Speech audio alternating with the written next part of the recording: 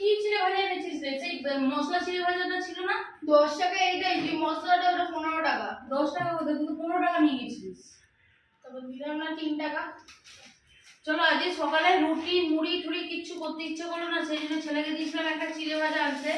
ও নিয়ে এসে প্লেন চিড়ে ভাজাটা। প্লেন চিড়ে ভাজাটা ভালো লাগে না অতটা, ওই যে যেটা ঝুড়ি ভাজা বাদাম দেওয়া থাকে সেইটাই বেশি ভালো লাগে। ওই জন্য একটুখানি বাড়িতে করে ঝুড়ি ভাজা নিয়ে এসেছি, কারণ এত কনফিডেন্স আছে না আমি আমার ছেলেগুলোর বিষয়ে, যে জানি এরকম কিছু একটা আঁকা পড়বে। দেখো দেখ, শুকনা শুকনা চিড়ে ভাজাটা নিয়ে। আরে 10 টাকা এইটাই ছিল, 15 টাকা দাম, যেটা তুমি বলছো। তো ওটা আমি দিলাম, তোকে তো দিয়েছিলাম। 3 টাকা তো তোমার ফেরত দিলাম। কেন ফেরত দিলাম? আমি তো পুরো পয়সাটা দিয়েছি ওটা আনার জন্য। তা যাই হোক, এটাই টিফিন করবো, তারপর যাবো আর ছেলেদের স্কুলে আছে বই আনতে। রান্নাবাড়ি হয়ে গেছে, প্রত্যেকটা কথার মাঝখানে কথা যাচ্ছে। রান্নাবাড়ি হয়ে গেছে, নিরামিষ।